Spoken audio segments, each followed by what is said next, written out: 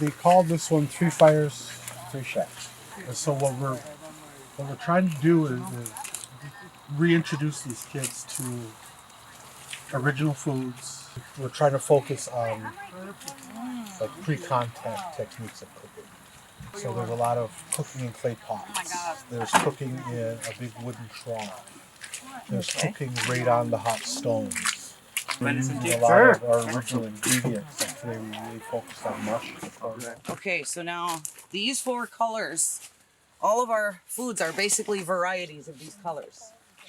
Red, blue, white, and yellow. And so each one of these has a purpose. Each one of these is for a certain part of your body, a certain part of your health and wellness, and they also represent the 4 colors of people. You know, you have mental, your emotional well-being, your spiritual well-being, and your physical well-being.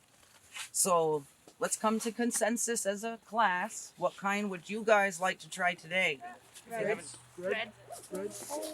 We're good with red. Red. Red. Okay, great. Where's your clay pot?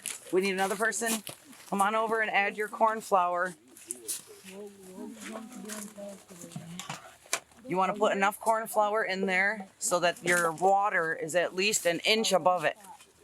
That's how you start your mush. You can always add more corn flour to make it a little thicker, and you can always add a little more water if it gets too thick.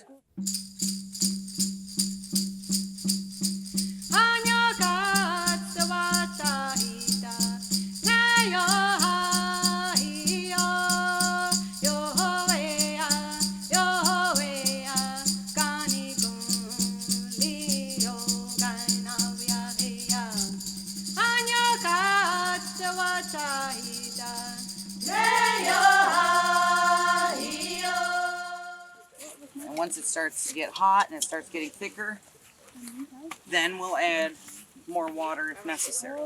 Okay, so go ahead and stir it and see how it feels. You'll feel how it's settled at the bottom. So the ticket is to remember, whenever you're cooking, not to walk away from your food. That's the rule number 1 of ongoing cooking. You don't leave. It's like a baby. You don't leave them unattended. You make sure that you're always paying attention and you're watching what you're doing, and then you're learning to get a feel for it. Because a lot of our foods we don't actually have recipes for, you guys, so we can't say it's exactly this or this. Everyone has their own way to do things, and you might learn one way from me, and then you'll learn another way from another person, and that's okay. Because the more knowledge you can gather and try different things, you'll find what works for you. So you guys, you know that teaching I just told you about the foods, you can use that on your own too. Like you can pay attention to your own self and how you're feeling. Like if you're feeling some kind of way, you can think about it. How am I feeling? You know, like my mind's real frazzled today. So you know what you're going to do that day? You're going to eat blue food. All the kids got to try it, at least try it. Yep. And, they helped in prepping the meat, like cutting up the venison.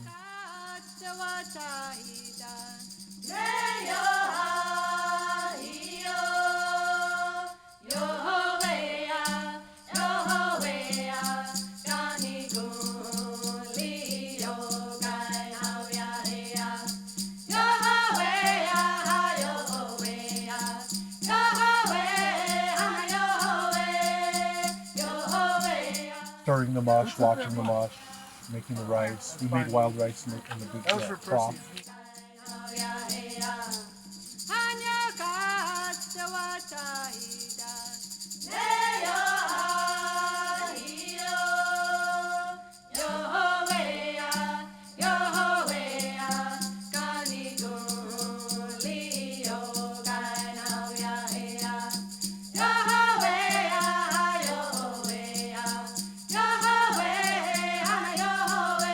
That's what these are for. They're focusing on.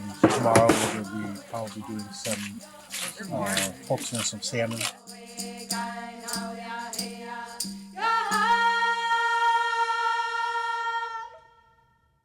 And then either tomorrow or Friday, we're doing this Friday again too. We'll be featuring the sun choke. We'll be doing some sun chokes. likes potato chips? Yeah. I do. So we're gonna make these. We have a traditional group here that we're gonna make into potato chips. So we're gonna make it into very thin slices. And then what do? How do we cook it? What are we gonna do with this once we get it into In the oven. oven? Where's our oven? Look around. Do we have an oven? Oh my God. Well, we really don't have an oven, but we have a fire. We do. Put them on a pan and we can put them on the fire.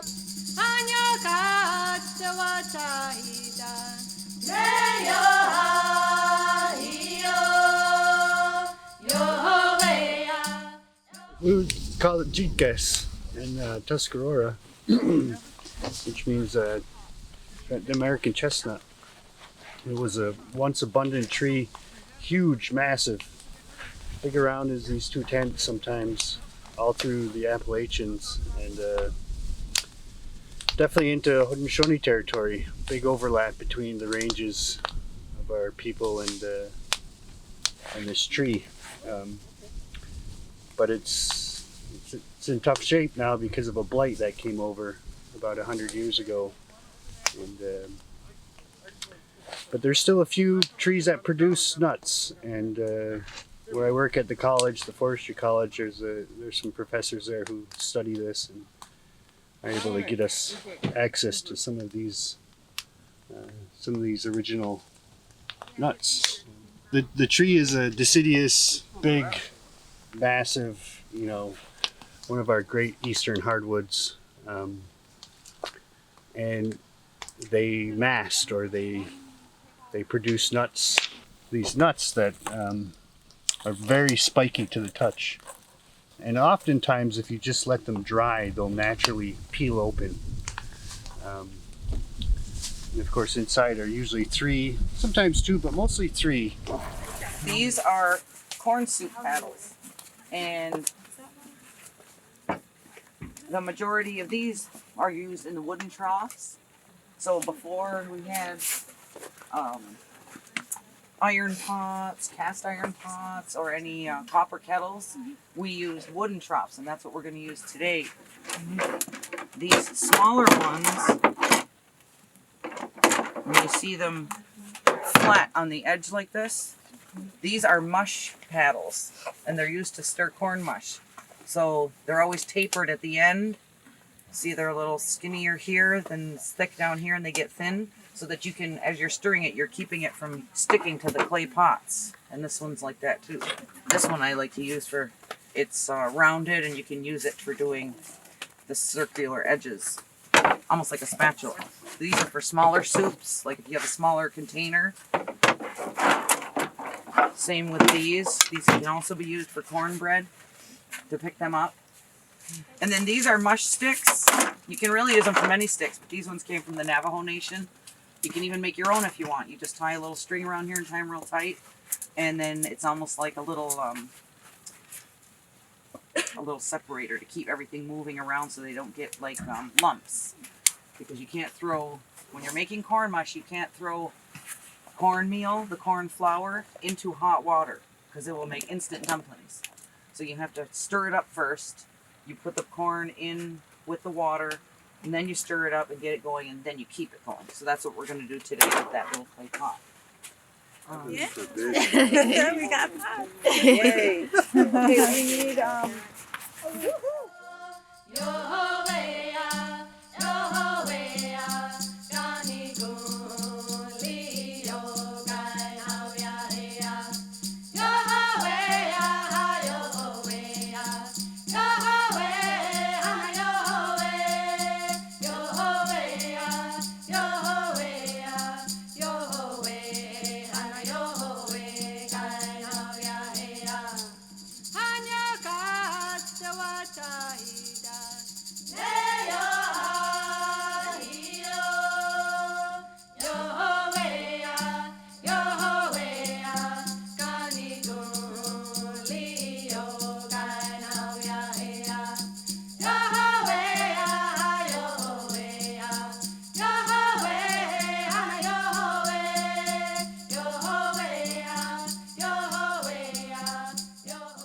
These are all foods that were with us for since the beginning of time. We use heirloom corn, heirloom seeds for beans, heirloom squash when we use. I mean, these are all things that again, Yeah. have been with us for forever. Yeah. That's Why is there so much mushroom?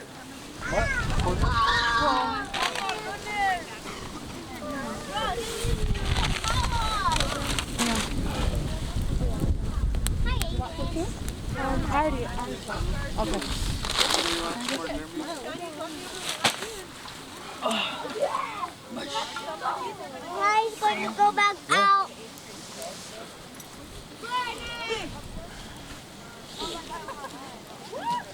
Anybody need deer meat here?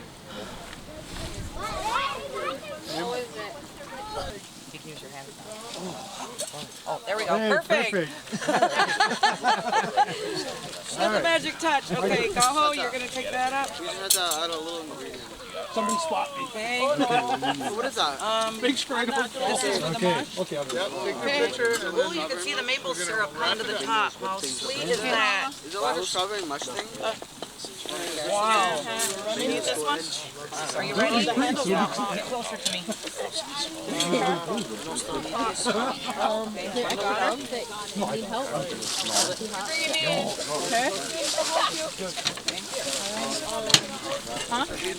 Can you pull my hood up for me though? Can you pull my hood up for me? All right, you're gonna take it up to school. We're taking them in.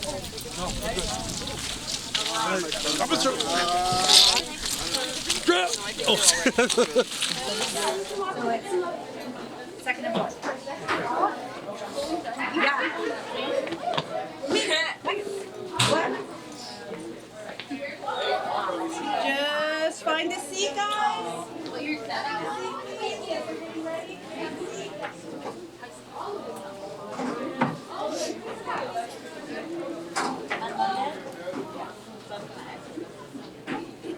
Oh, I got a text. Yeah, I got it.